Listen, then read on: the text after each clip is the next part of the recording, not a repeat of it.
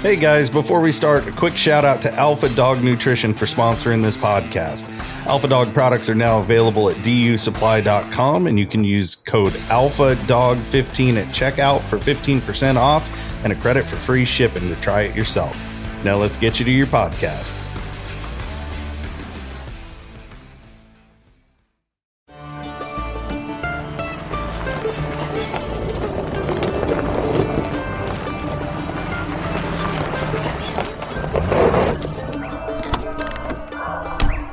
Where's Fielder? He's gone to the dogs. Steve Fielder here with you once again on the Gone to the Dogs podcast. Are you hearing me out there? Yes, sir. All right. We've got special guests today. I'm not hearing through my headphones, so I questioned there for a minute whether I was being heard, but I guess I am. Today we have Lucas and Kayleigh Clemmons from the great state of North Carolina with us as our special guest. How you guys doing? Doing all right. Yes, sir. You okay, Kayleigh? Yes, sir. How are you? I'm fine. I'm so glad to have you on the podcast to help brighten up this thing. Luckily, people tell me I have a real face for radio, you know. So luckily, people are not going to be seeing me, nor you, unfortunately, because this is an audio thing only. But just really glad to get you on the Gone to the Dogs podcast today. Want to briefly thank our sponsors, W Hunting Supply. Anything you need in the way of supplies for you or your hounds, you can find it at dusupply.com. Also want to thank Alpha Dog Nutrition, a new sponsor for us this year. They have all kinds of supplements for your dogs. And also my good friend Big Mark Zepp with Zepp Predator Calls. That will pay the bills for this week, and we won't have any further commercial interruptions. Today, I wanted to bring Lucas and Kayleigh to the mic to talk about their experiences on several levels. They are a young couple, of course. Do you mind, Lucas, how old are you? 28. 28. And I assume Kayleigh somewhere in 26. that 26, 2 years the junior, huh? Well, that's perfect. That's perfect. How long have you guys been married? 7 years in July. Okay, I was going to let Lucas try to figure that out. I'm better on that than my age. I do that right off the top of my head. I forget my age half the time. He can guess the day of July. Well, that's pretty good then. But, well, we won't talk about that because that's a sore subject with my wife and me. Because I have a history of forgetting anniversaries. That's rough there. It's rough. It's very rough. I do not advise it at all. But, okay, so now, where were you guys from the same town, same area? Yes, sir. Yeah, we grew up, less than a mile from each other, I reckon. Oh, okay. Did you go to school?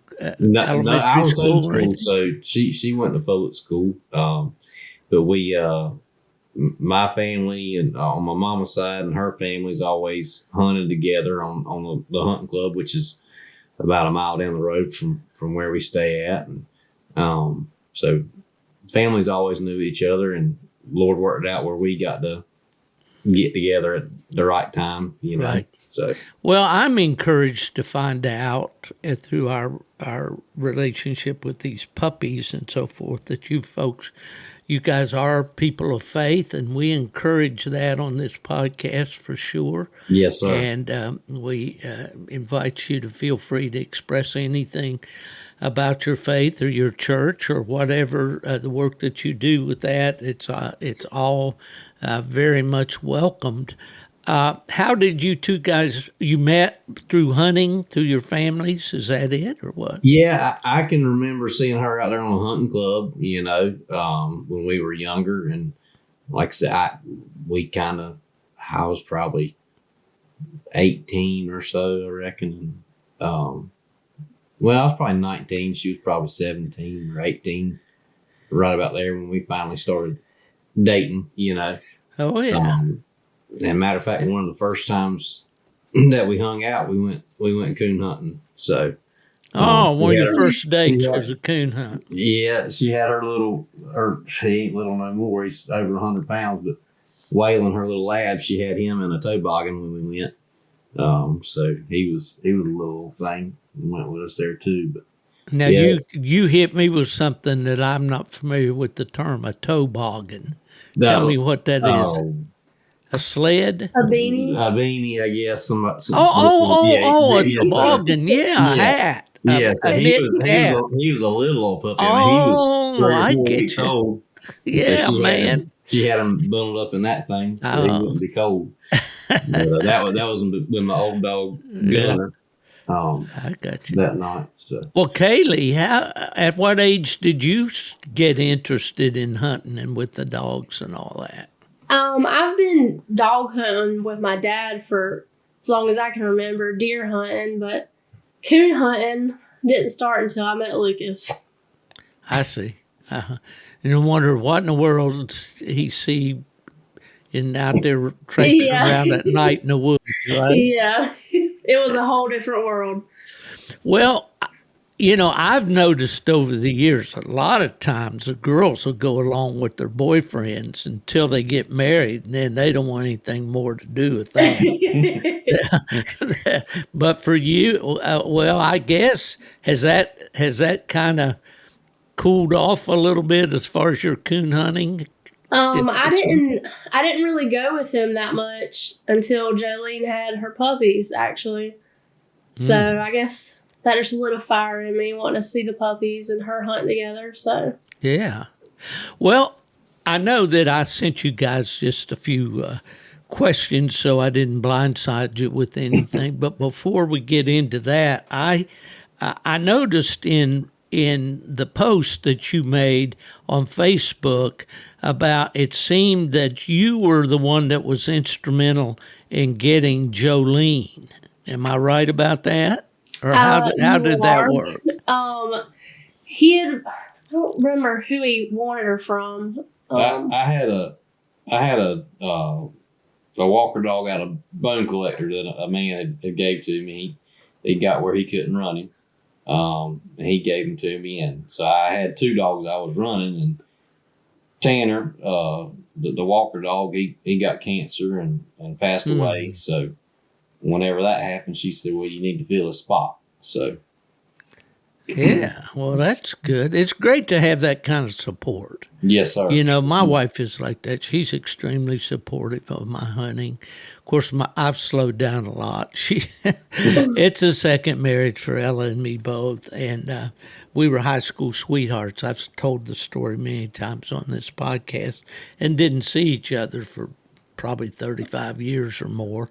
Right. And then when we got together, she had no idea, what this coon hunting thing was all about. When we were dating back in high school and all, I kind of kept on the lowdown, with my hunting. My dad and I hunted on weekends a lot, but I probably was the only one in a whole high school of 400 or more kids in my graduating class, that I was probably the only one that coon hunted. So, I don't know. I don't think I was ashamed of it, but my buddies didn't do it, and we just didn't talk about it much. But at any rate, she's been very, very supportive. But she says, when I talk about the days when I used to hunt every night, she says, I might have had a problem with that. Yeah, it's you got to balance it. That's for sure. That's for sure, absolutely, and that's where we mess up, guys. Is when we forget to keep things in balance like that. So, you had walker dogs? So, what made you choose a Plott dog? Well, I had that one walker. Like I said, he was given to me. I had a dog named Gunner. He was a failed bear dog. I got him from my uncle. And my great granddaddy, my granddaddy W, he always kept Plotts in his bear pack. Mm-hmm. So I knew what they were and everything. And then my Uncle Ricky, I was wanting to find a dog to run and coon hunt with. As a matter of fact, I thought about trying to buy that Walker dog Tanner at one point in time, but the fella I ended up getting him from, he was still trying to run him at that point in time himself. And my uncle said, well, let's try to get this dog I got. He kind of got him thrown in on a deal for a good dog named Tracker. She was a made bear dog. And Gunner kind of sweetened the deal up. He was a year and a half when Ricky got him, I reckon.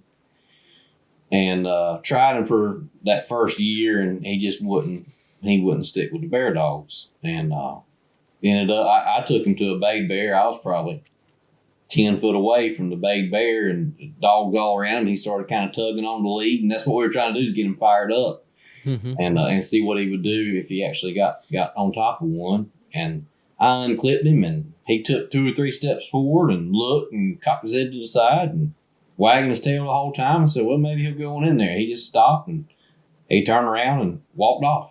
It didn't run off with his tail between his legs or act scared. He made an assessment, maybe. He said, you know what? He didn't. That thing looks like he could hurt me. That's right. Have you ever been bear hunting, Kayleigh? I have not. No. Okay. Well, I grew up in the home of support after it's all said and done, but she doesn't get in on the bear chase too much. I got you. But old Gunner, he come out on a trail on a coon track. This is 11 or 12 o'clock one day, and Ricky noticed what he was actually doing, and he said, "Well, if you want a coon dog, you might try this one." So that's what. And he was a Plott dog. He was a Plott dog. Yeah. He was off of Kevin Moses. I believe he was off of the original poacher dog. I believe that was his sire. Okay. And so that's kind of what led us to getting Jolene. Is I wanted to breed him to her and get some puppies, kind of keep him going. I mean, he wouldn't never made no competition dog, but if he treed, he had to meet a big old legitimate den tree, and I always liked him. He didn't have the mouth, and he didn't have the speed, and he wouldn't hunt as deep as what I prefer now, doing a little bit of competition hunting. But some of that was man-made, I didn't think like that about hunting. I was just pleasure hunting, so I didn't care if he went 400 or 500 yards and looped right back. That was fine with me. I just go to and make another drop. So yeah, I like him a lot. Yeah.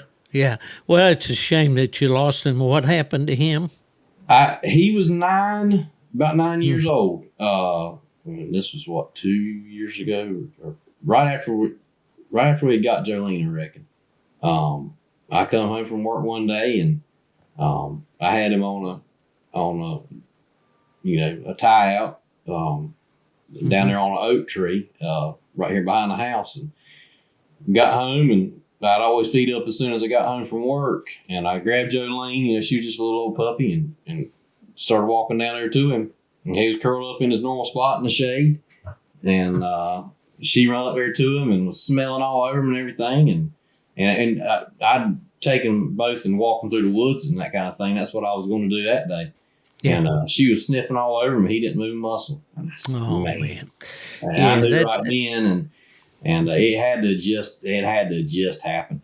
I don't know if he had a stroke or what. He was in really good shape and just went. So you never know. You never know, and that's the unfortunate thing about dogs is they just don't live long enough. No, sir, I don't think so.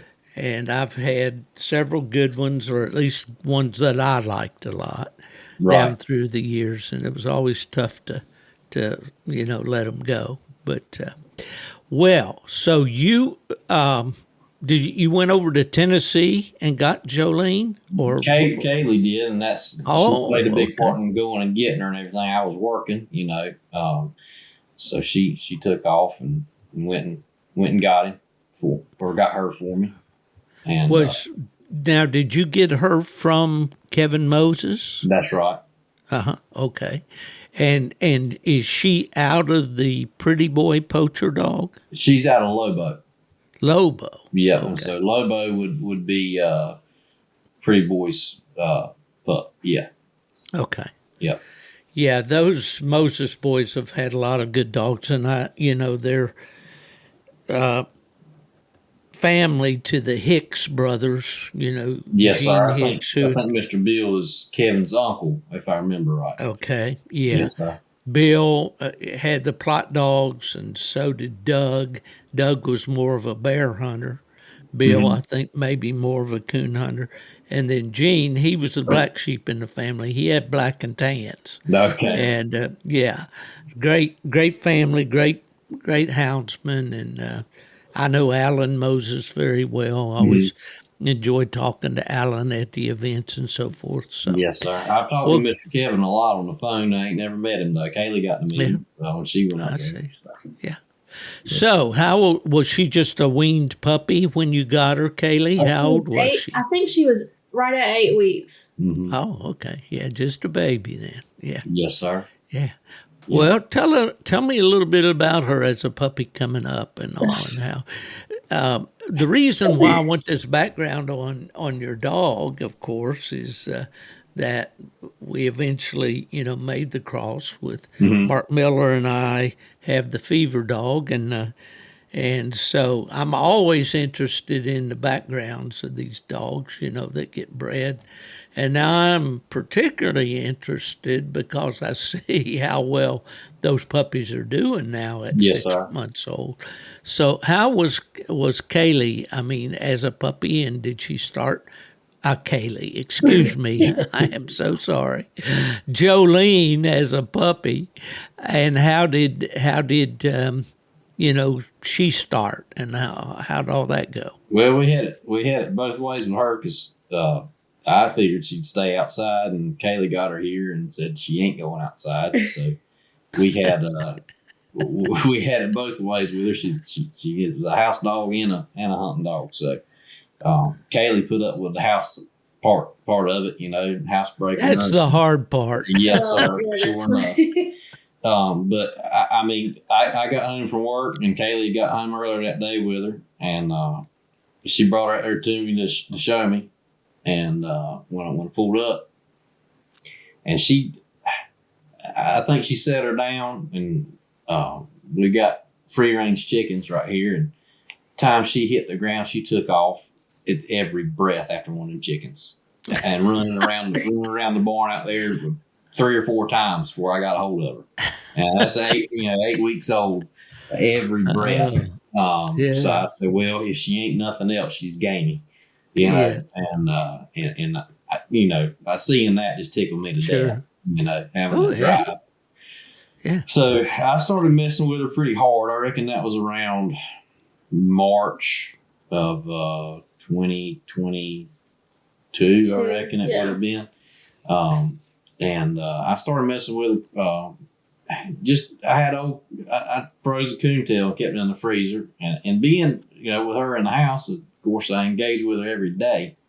So I'd get home from work, and she'd run up to me because she was expecting me to pull that coontail out, And I would play with her with it for a minute and get her fired up, and then I'd hide that thing somewhere, and try not to let her see me put it anywhere, and make her use her nose to find it, And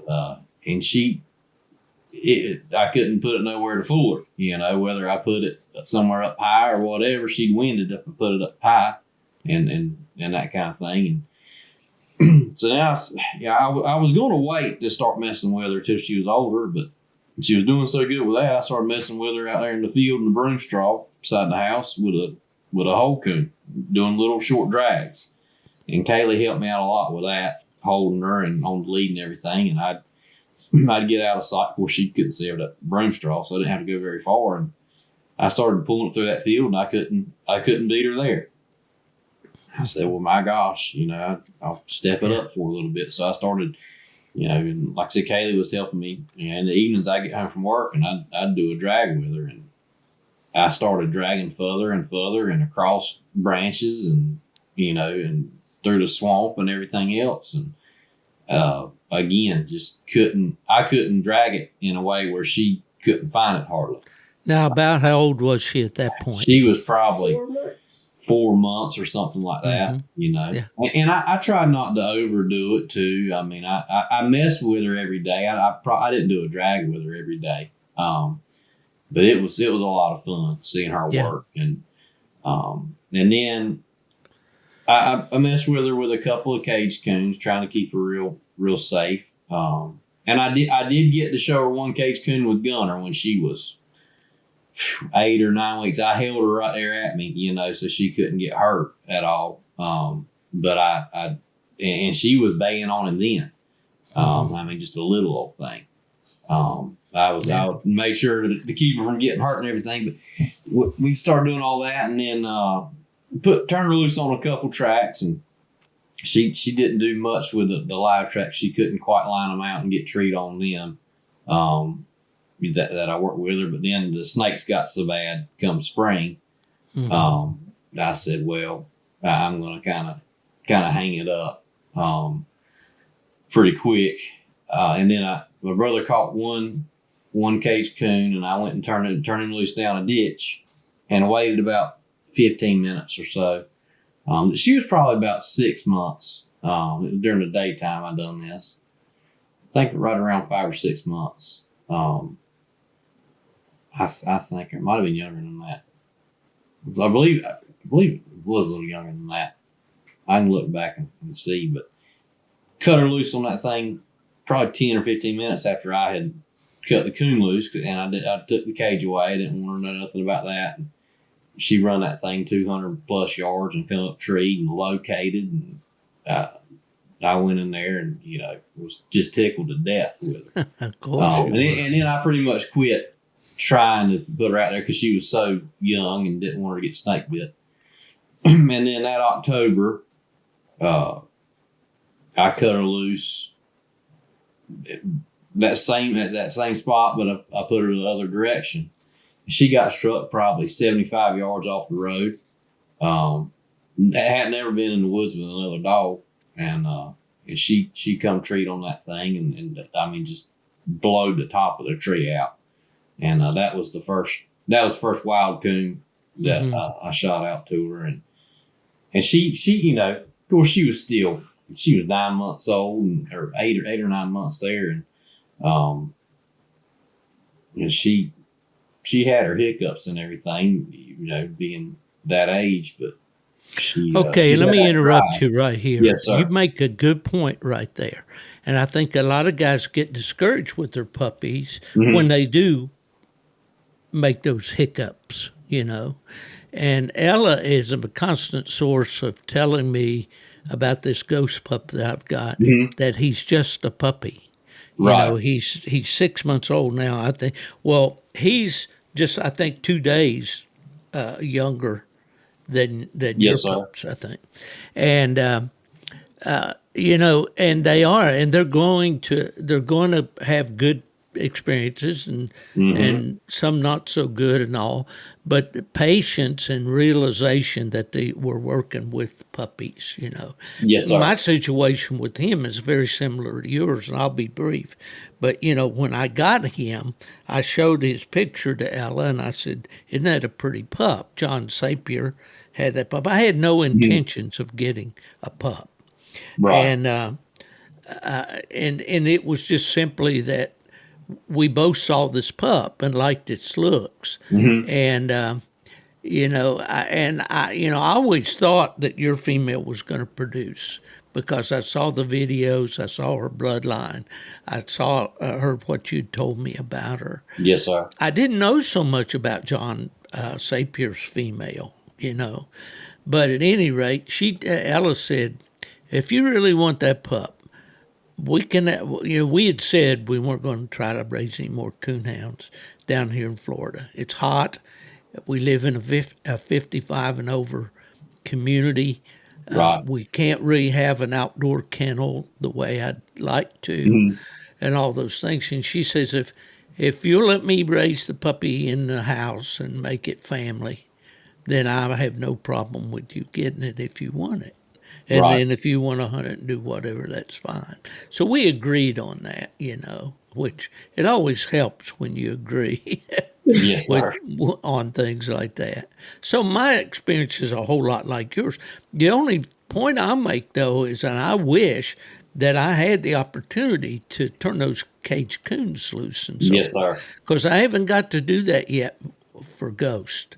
Right. I made one little drag outside for him, and he trailed it and he treed on it, and every time I'd take him outside after that, the first thing he'd do is go check that tree. Right. And he was just I don't know, he was maybe 3 months old at that time, 2.5. Right.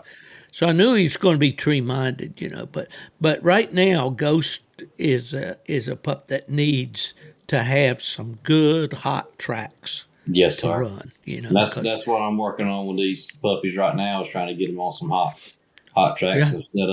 I set up a feeder the other evening, and I'm gonna do that. I got another feeder. Matter of fact, I found it while I was working today. I'm gonna set it up. It's an old one. I know the fella that must have put it there, because I kind of know the woods that I was in. So I'm gonna set another one up, and hopefully get these puppies on some hot tracks. It's like that's what they need right now more than anything. And they're showing independence when they're out there with her, but I don't want that to go away. I don't want them to get to where it's just, hey, I'm gonna go to wherever mama's at or wherever there's another dog barking at. So. Yeah, and that worries me concerns me a little bit with hunting Ghost the way I have to down here, is I'm going with somebody different just about every time I take him, and he doesn't, he's not a pup that chases the other dogs and pulls on their ears and stuff. He'll go, and the other night he struck before the other dogs did, and that kind of tickled me. Right.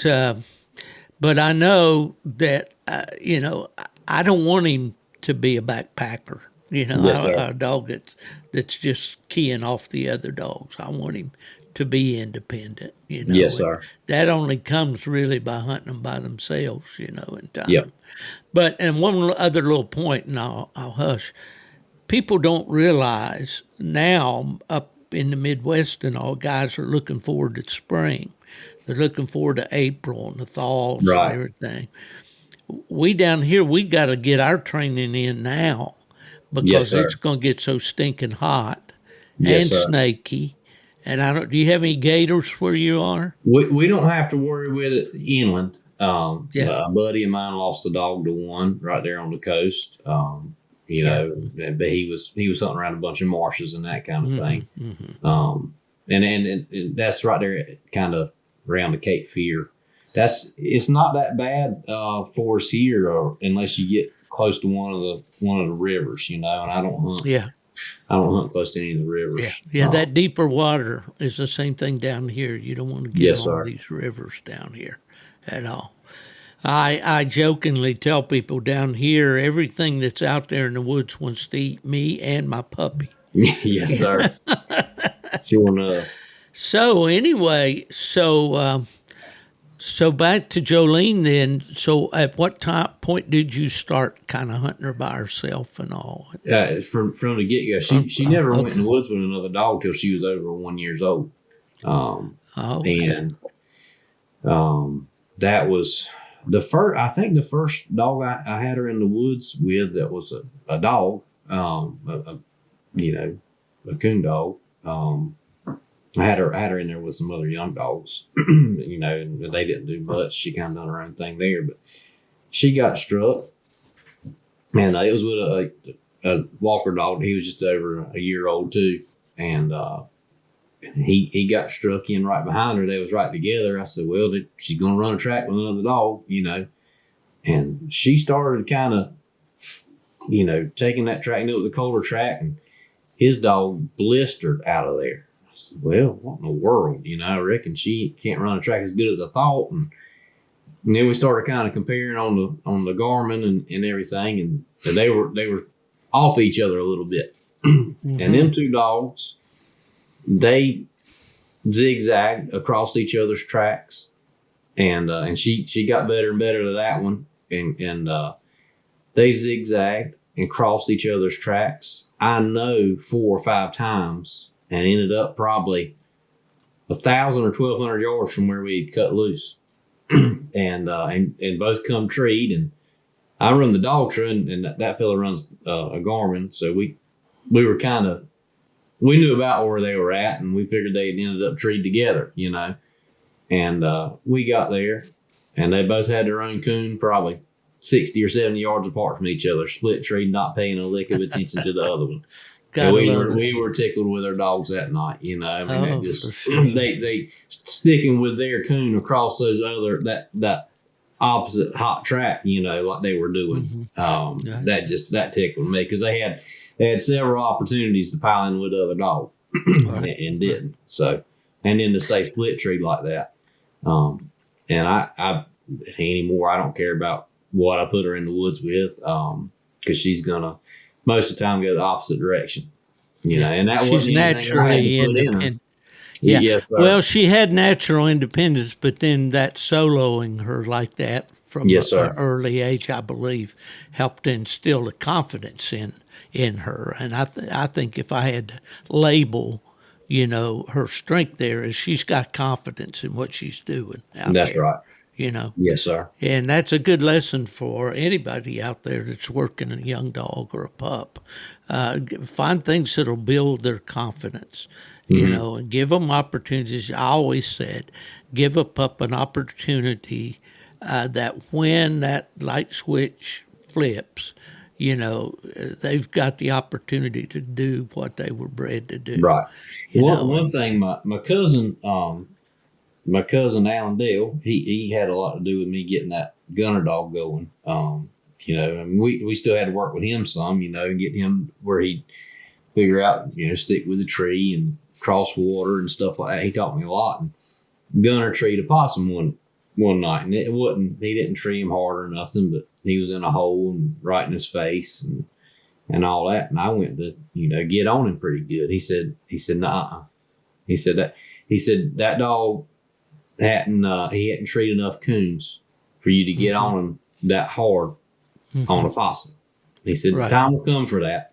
He said, but you don't scold a dog off a tree if you're still trying to make the dog.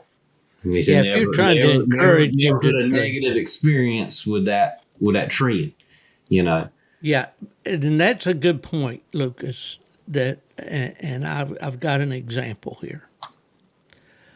I had a dog named Hoss. In fact, he is the grandsire of Fever. Yes, sir. The old you sent me Hoss. that article on him. I enjoyed Right. it. He was my buddy. He traveled thousands of miles with me, and I raised him in the house.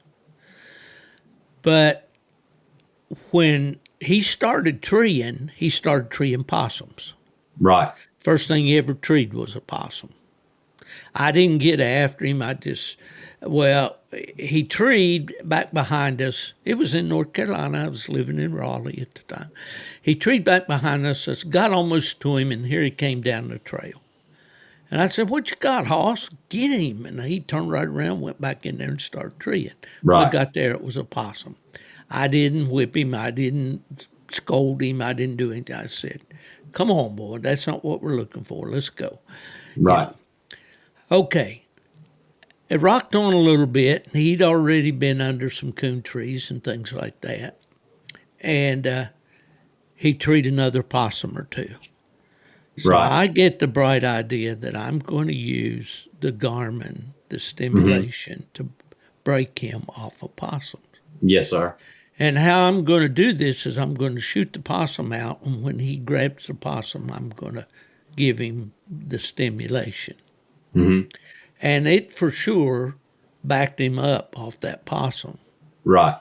But what it did was thereafter, for a good little while, when I would shoot a coon out to him, Yes, he sir. wouldn't go near it on the ground. Yes, He'd sir. run and tree it, but he wouldn't grab it. He wouldn't touch it. He associated that shock or that stimulation with grabbing that animal on the ground. He didn't associate it with it being a possum. Right, and the gunshot, I guess, too. Yeah, and so all of that, the dog's not always thinking just like we are. Right. So you're saying don't give negative reinforcement to a dog that's just learning to tree. Yes, by sir. getting after him for treeing off game, and I couldn't agree with you more. Yes, sir. They kind of have a way of coming around to what you want them to hunt. I talked to the fellow down there, Gary Martin. I just did an article for Bear Hunting Magazine about his Rufus dog, and he starts his Plott puppies, bear dogs, in a rabbit pen. He starts them one at a time on a rabbit pen. They learn to trap. He says, where I hunt, he said, I want a dog at a cold trail. He said, I got to find the bear before I can catch the bear. That's right. So he wants them to trail it, and so he starts them out on rabbits. Now, I've never done that myself, but the dogs naturally switch over as they get older. Yes, sir. Yeah. You agree with that? Absolutely. And that's, and it's tough to, you walk 500 or 600 yards to a tree and you get in there and you see a possum. It's tough to, not go ahead and take it Makes out the on blood right there, pressure go up a tick or two. It does. Yeah. And I remember when I got Jolene off of him, it was, I think Kayleigh was with me that night. Went in there to a possum. I said, man, I'm about sick of this, and I thought about right there. I said, no, I remember what my cousin had told me. And I said, well, my chance will come. And sure enough, that we was on the way out and over on my family's farm, and the headlights hit a possum out there in the field. I said, well, now's my chance. I shined my light out there on it, and I opened up the door on the dog box, and she bailed out. And about the time she got there, I gave it to her, and she ain't looked at it once since. So all right, she's smart. Yes, sir. Well, yeah. Well, Kayleigh, we've kind of dominated this conversation, and you've patiently been waiting on us. I have a question for you. Yes, sir. After raising Jolene in the house, and you kind of laughed earlier when I mentioned something about it, that being a challenge and all, and it is a lot of work to try to raise a coonhound pup in the house. Would you agree? It's definitely hard work. She's very high-strung and hard-headed and determined to do what she wants to do when she wants to do it. So it's her way or the highway most of the time. I understand because I've got one right here right now that's exactly that way. Yep. You can't hurt his feelings. He is determined, Well, why on earth, then, would you even consider raising a litter of 12 coonhound puppies? We'll talk about it. Wasn't that many. I bet she was. Okay, well, let's lay a little bit of background on this. You did breed Jolene to fever. And lo and behold, she has 12 puppies. And you raised every one of them, didn't you? I did. Isn't that amazing? That in itself is amazing. But you raised them inside. You want to talk about that experience a little bit? Well, when I got Jolene and I brought her home, I think it was the first night, I put her up in the bed with me, and here we are 3 years later, and she ain't left my bed. She sleeps there every night, and that's her bed. So when she got pregnant, I told him, I said, I can't put her outside with them. She's going to have her puppies in the house. They're going to stay in here with her. So that's how we got there. And then we had the 12 puppies, and I didn't want to get rid of none of them. You want to keep them all. All of them. She put in a lot of work with them things, I tell you. And I mean, I didn't see a worm, or nothing. They all stayed real real healthy the whole time and put on weight real good. I think we were worming them once a week for 4 weeks, weighing them every day, supplementing them. Yep. Well, I can't overemphasize how important that is, and you know it too, because it's like, if you would see, we call him Boo. His name's Ghost, but we call him Boo for short. But he had hookworms, and of course, John Sapier takes good care of his dogs. But when you keep the dogs on the ground, it's hard to keep the hookworms out of them. Yes, and sir. He had hookworms, and he was like the run of the litter anyway.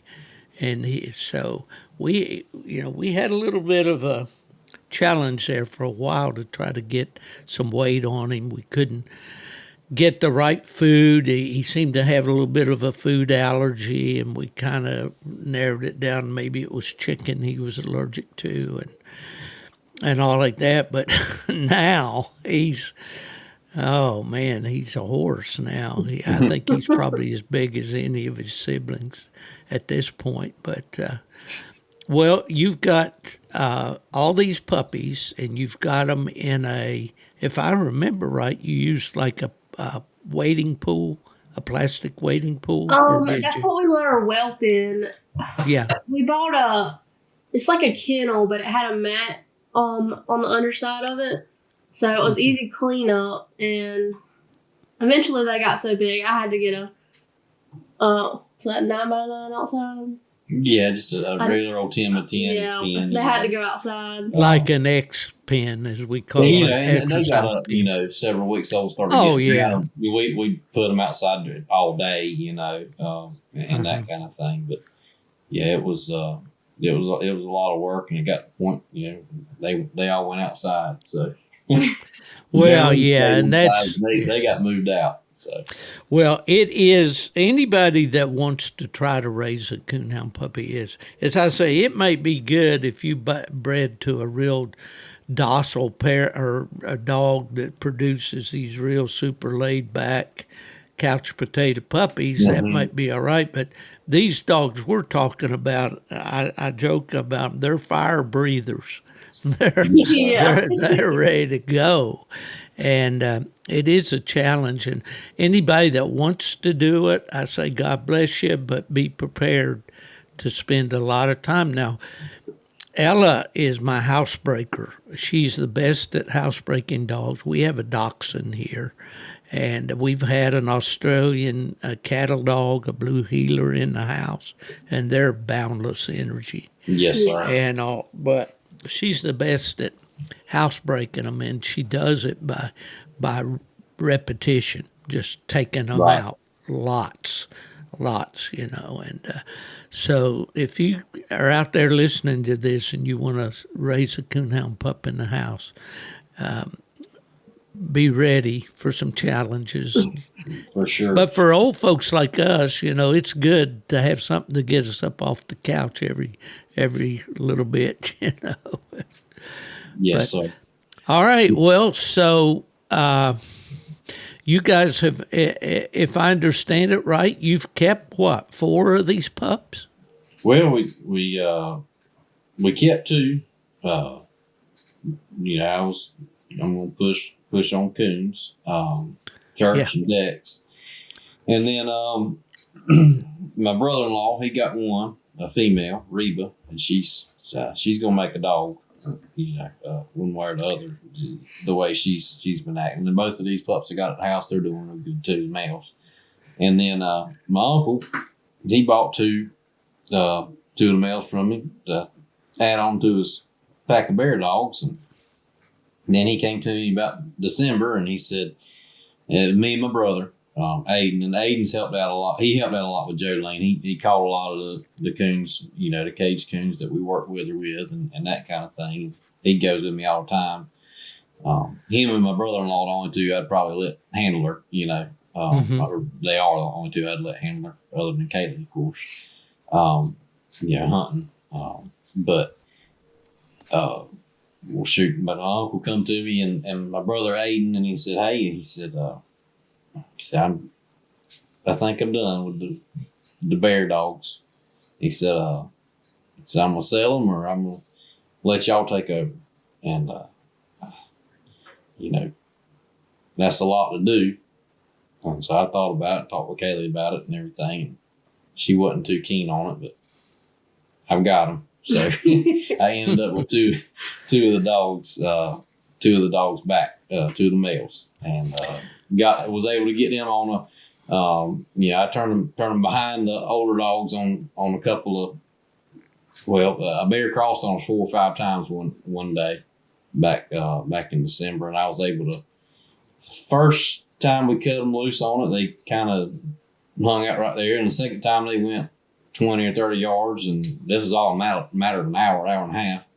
And by the fourth time, I think they they caught up with the older dogs and ran that track 200 or 300 yards with them before they got left behind. So they're doing their thing too. And matter of fact, we went over there and got them in the woods the other day a little bit, messing with them. So I've got four of them Jolene fever pups to mess with myself.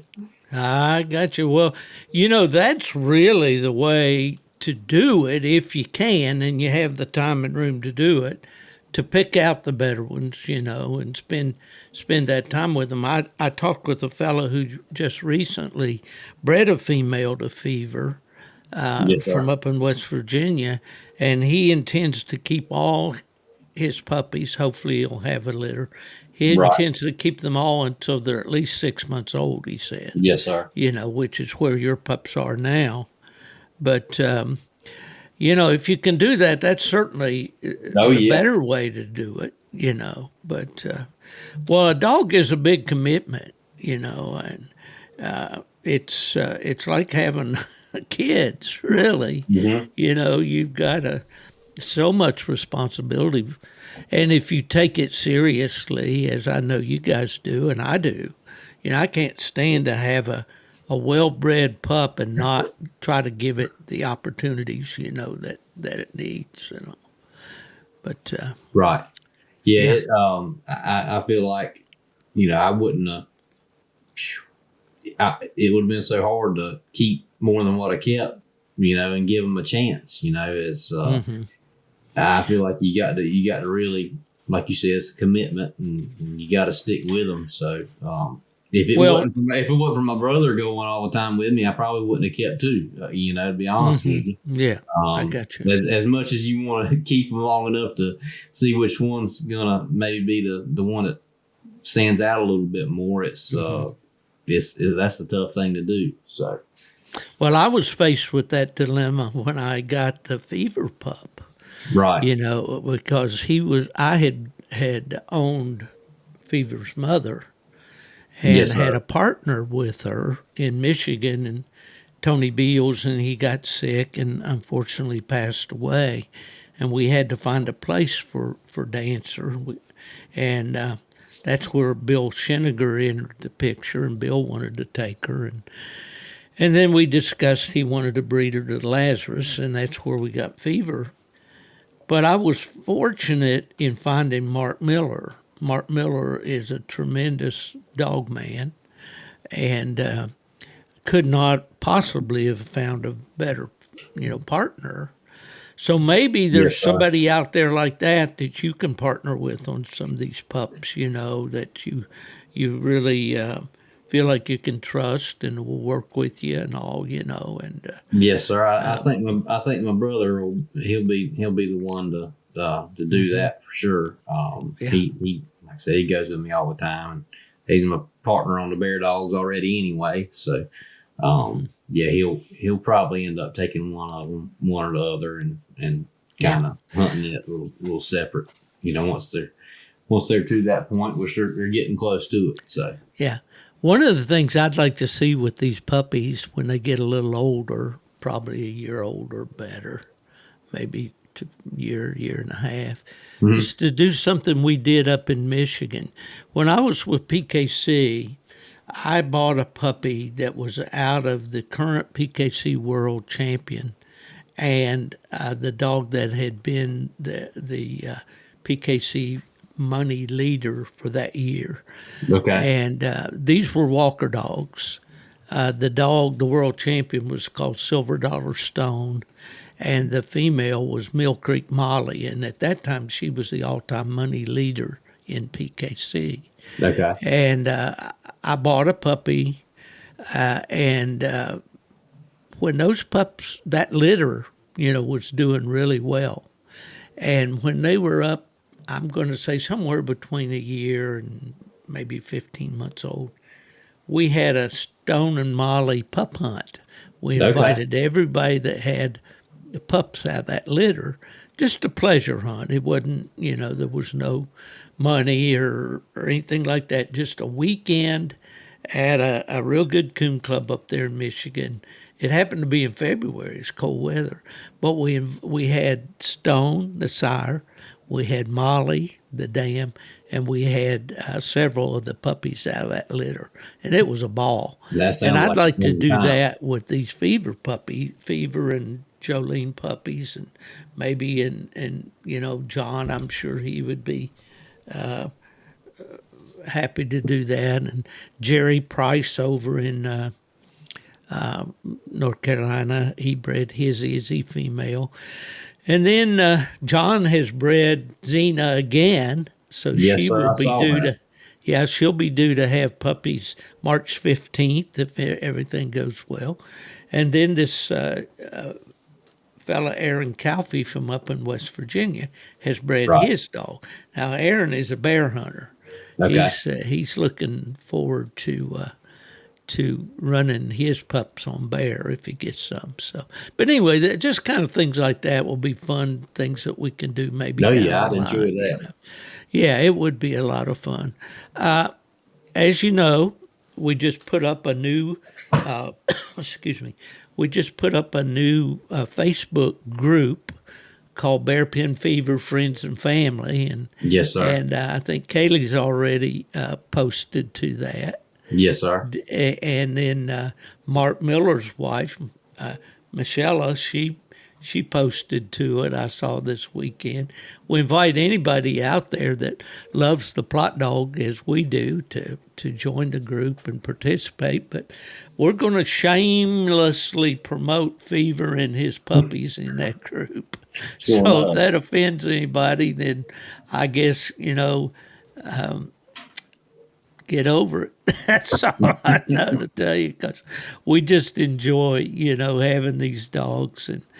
And well, okay, Jolene has been in a hunt or two, hasn't she? Yeah, she's been in 4 or 5 now. Got 2 wins on her. 2 wins, awesome. Yes, sir. Yes, sir. Well, that's way above average, right? Yeah, there. A couple of them were definitely my fault. One thing I never did, I just got into the competition hunting side of things. And one thing with her that I never thought about while I was getting her going and everything was, recutting. That's just never been something I was really focused on. Like I said, with Gunner, I just assumed take him to where I figured it'd be a hot track at every time. And so I never put a lead on her. And that bit me in a hunt one night. She come treat on a legitimate den. The boy said that, he always treat right there in that thing, and the other dogs are a long ways off. And so we cut the distance to them a little bit, and I went to recut, and she thought we was going to the truck, and of course couldn't get on her or nothing like that. So I ended up withdrawing from that one, and I just sick about it because it's just a little UKC hunt. But either way, I was like, well, you got to think about you got the to train situations game, you got to be in. Yep. Yeah. So she's come a long ways on that. She's last couple of hunts, we've recut her several times competition hunts, and she's done exactly what I wanted her to do. Awesome. I saw a guy one night win a 4-wheeler in Wisconsin. I was with the AKC at that time. We started a hunt called the Heartland Classic, and they still have it, although it's a UKC hunt now. But on this cast, these dogs wanted to go back to the same tree. Yes, sir. So they went back. Well, instead of those guys, asking the guide or whatever, they had everything caught. go to a new spot, Mm-hmm. they turn loose again. And the rule was, if your dog's handled 3 times at the same tree, in other words, if he goes back to that tree twice, Right. he handled the first time, the second time he went back, the third time he went back again. So that's 3 strikes, you're out. Right. And they were scratching. He won the 4-wheeler Yeah. because his didn't go back. Yeah. Yeah. So, Mm. that'd be Yeah, a that's- hard pill to swallow right there. Yes, for sir. me. Sure enough. Sure enough. Well, Kayleigh, have you thought at all about showing the dogs? A lot of the ladies like to show dogs. Does that appeal to you at all? Not too much, to be Not honest. too much? No. No? Okay. Okay. I Now, thought about trying to get her in, get her on the bench a little bit, and I think it's something I'd like to do with her before too long. So we'll see how that goes. Yeah. She's a very pretty female. Is she, just 2 still, or is she 3? She just turned 3 in January. Okay. All right. Well, Fever was 3 in October. Yes, so sir. He's not much older than her. Yeah. Yeah. Well, just so my listeners, just to back up just a little bit, Lucas, what kind of work do you do? Me and my brother-in-law started our own business back in July. Okay. So we're doing excavating and grading and that kind of thing. Got a couple pieces of equipment. So that's been going good. Your own boss. Going real good. Yes, sir. Yeah, Yes, that's it's a whole everybody's. different- Well, a whole I different think the world. boss is sitting right beside you there. Yes, But yes, yes. and Kayleigh, do you work? I don't. I'm blessed to be a stay-at-home wife. Oh, awesome, awesome. Okay, I know you both are involved in church. Tell me a little bit about that. About where you go to church and what do you do? You mentioned something that I used to do in my home church back there. You mentioned earlier. So tell us about what you do. What kind of activities you do at church? I'm the director of the tech booth, so I assist. yeah. You do that too? Yes. Yeah, I used to run the sound for the worship and all in my church back in West Virginia. Yeah. Before I went to UKC. Yeah. Yeah. So my little brother, he helps out a lot with that, and my dad's dad, my pappy, he started doing that back in. It was when the church was two church buildings ago. Back in, like I said, the 80s. And it was just a little old church building then, and he just started. People were wanting to hear the service if they missed it, so he started recording, on cassette tapes and got a microphone, and then they added speakers so he could hear a little better, and he grew it, the sound system from the ground up.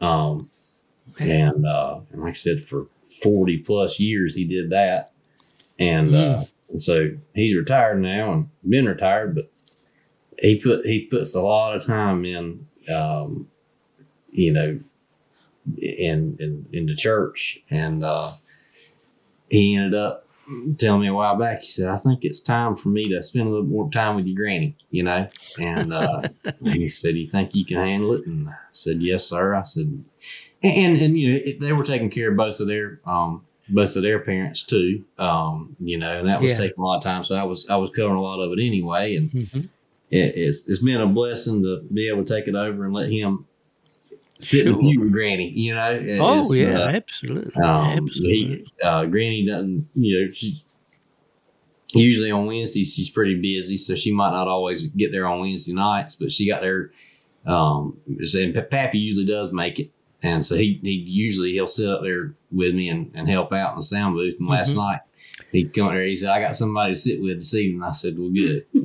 So him and Granny got to sit together on Wednesday night too. So that's something that, you see that. I saw it in my whole childhood, Granny out there, she's sacrificing too, sitting out there by herself, So it's been good to see. It's a blessing.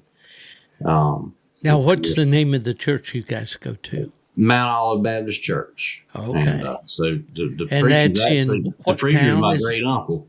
Okay. So- All in the family down Yeah. there, huh? Yeah, and my daddy's a preacher too, and he preaches just it ain't a 25-minute drive south of us. People ask me all the time, "Why don't you go to your daddy's church?" So we preached to him my whole life, you know. Yeah. No, Got that's enough of awesome. that. You're right there, and it's in Bolivia, North Carolina. That's where we're from. So Yeah, you guys are right down on the coast. You're not very far north of Myrtle Beach, that South we're Carolina, right, are you? just about halfway between Wilmington, North Carolina, and Myrtle Beach. Yes, sir. How far from Calabash? Calabash, 30. 25 or 30 minutes. I say we could be there. Go get that Yeah, Calabash get some style seafood. seafood Yes, sir. buffet, Yes, sir. all Yes, sir. you can eat crab claws. There's a little trailer off of Mount Pisgah Road if you're right there close to Holden Beach, and that's a little bit closer to here, and they call it the Greasy Trailer. It's just a little trailer house they converted and into. that's the place, huh? Yes, sir. And you talk about some good seafood, and they'll boy. pile it on up there. So Yeah. we I usually gotta go there remember unless that it's if I ever Sunday after get- church or something. Yeah. Well, we've got a place up at Homosassa Springs up north of us here. It's called the Freezer. Okay. And their specialty is steamed shrimp. And oh my goodness. And Yes, they sir. pile it on. And I always hurt myself when I go up there. So those places are good. I had a good friend that I worked with, and I think you and I mentioned him when we started that Carolina Youth Challenge years ago, and that was David Pridgeon. Did you know David at all? No, sir. No, sir. Okay. I hunt at the coon club right there in Supply a lot, the Coastal Coon Hunters. Yeah. I've seen his name up there on Yeah. several things. Yeah, and the club at Clarendon, the club at Delco, I believe. Yeah, Columbus County Coon Hunters. Columbus County. Yes, yeah. sir. Yeah, I was fortunate to visit all those clubs when I was with the AKC living in Raleigh. Yes, sir. And, Carolina coon hunting, one thing, when you go to a club meeting, you get fed. Yes, sir. They believe in Yep. feeding you at the club meetings down that part of the world. Yes, sir. Do y'all do that at your club? Yeah, I don't get to a bunch of the meetings. I've been to a couple, of course, a couple of the hunts and everything. I need to get that on my schedule and make a point to get up there. It always slips by me, it seems like. Well, I remember there at Hallsboro at that fox pen where we had the youth hunt. They put a sign up there that said collard greens that'd be ready at 3:00, I think. And man, they had a line up for the collard greens. Yes, sir. I'm sure. Telling you. You guys eat greens? I've come around on them. I didn't ever, 4 or 5 years ago, I wouldn't touch them. But they've grown on me a little bit. Grown on. How about you, Kayleigh? No, I won't touch them. You're just like Ellis. You don't want anything like that. Oh, boy. Well, we put in an hour and 2 minutes. I told you guys we'd talk for about an hour, but this has been good. Yes, sir. I don't know what is there anything that you wanted to talk about that I haven't touched on?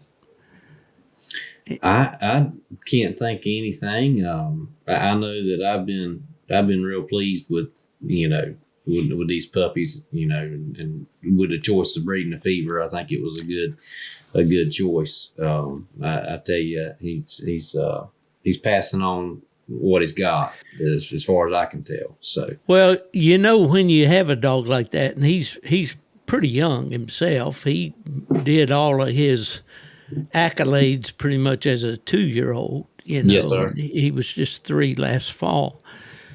But you never know what a dog will produce. You don't know if he was just, as they say, a freak, and he was right. just and I don't know about his litter mates. I haven't gotten any information from Bill Scheniger about his litter mates. I know he was an orphaned pup. His mother died when those puppies were about 8 days Right. old, and Cindy, Bill's wife, raised them on the bottle. And in fact, it's interesting that Fever's sire Lazarus was an orphaned pup too. She had Yes, to bottle sir. feed them. So, But we've just been really, really pleased and excited about what these puppies are doing when we get the reports of your pups and John's pups and Jerry up there, his. Yes, sir. I've been tickled to see all the other litters doing just as good or better, you know. Yeah. There's a fella, Darren Allgood, out in Indiana. I've known Darren for years, and he had a real good Plott dog years ago called Coon Pushing Dozer. Dozer, And I read about him a little bit. Yeah, and he was a light brindle pup like my Ghost pup. Yes, a dog like Ghost. Really nice dog. I hunted with Dozer. So Darren kind of got away from the Plotts for a while and got back in, and he's got an older one, I guess, maybe is either out of the Lazarus or the Joe dog. I'm not sure which. I think it's out of Lazarus, if I'm remembering what I've seen correctly. Mm-hmm. Yes, sir. And then he's got a puppy now he calls Caroline. Mm-hmm. He's faking us out. He didn't put the E on Caroline. He just, it's Carolin. So I said, is he calling her Carolyn? Or right. He says it's Caroline. So okay. That'll work.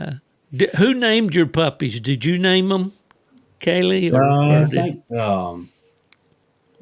you named Dex. Yeah, I named Dex. He there was a fella named Dexter that I talked to him on the phone. He really liked Jolene's breeding, and I mentioned this was I reckon early last year, about this time last year. I was on a coon hunt with his nephew, Chris Amons, and Jolene, she didn't win the hunt, but she looked real good. She just ended up with the colder track. Really, was all it was. Mm-hmm. The walkers blew through the country, and there was Chris was toting a blue tick walker cross. It calls Chrome. We cut loose, and Jolene and him, they went in separate directions. Like I said, the walkers blew on through the country, and they didn't strike at all. And they got 600-700 yards. I guess they decided they better find a track somewhere. So they must have put their nose to the dirt, and they both found one. And Chrome had the coon, and there wasn't enough. There wasn't no sense in trying to treat Jolene. She had come treed, but it wouldn't have done no good. We just had to walk through the tree, So we all, congratulated him and went there to her and got her out. And when I got back, he was on the phone with his uncle, Mr. Dexter. And he said, "Boy," he said, "that's a fine Plott dog you got there." And I said, "Well, I appreciate it." I said, "You won the hunt, but I appreciate it." He said, "I like the way she acted." So I got on the phone with Mr. Dexter. He asked me to, and we talked a while. And he said, "I like what you're talking about with her and everything." He said, "I'd love to get a puppy off of her." I said, "Well, you're the first one that's asked me about it." I said, "If I get her bred to fever and she takes," I said, I'll make sure to call you." And I got home that Sunday after we got her bred to fever, and went to call Mr. Dexter, and went to voicemail. And so I called Mr. Chris the next day, and he said, Uncle Dex passed away that night. When you talked to him. Matter of fact, he was on the way home from a hunt, and drunk driver. Run into him. So it was a sad situation there, right? Sure. Yeah, and I just talked to the man one time, but everything I've heard about him, he's a real good. Well, Christian, that's a good way to honor his memory. Yes, sir. And I called Mr. Chris, and I said, I want to ask your permission before I do. I said, but I know he was wanting a pup, so I was going to name that pup Dexter. And so that's why we done that. But it's just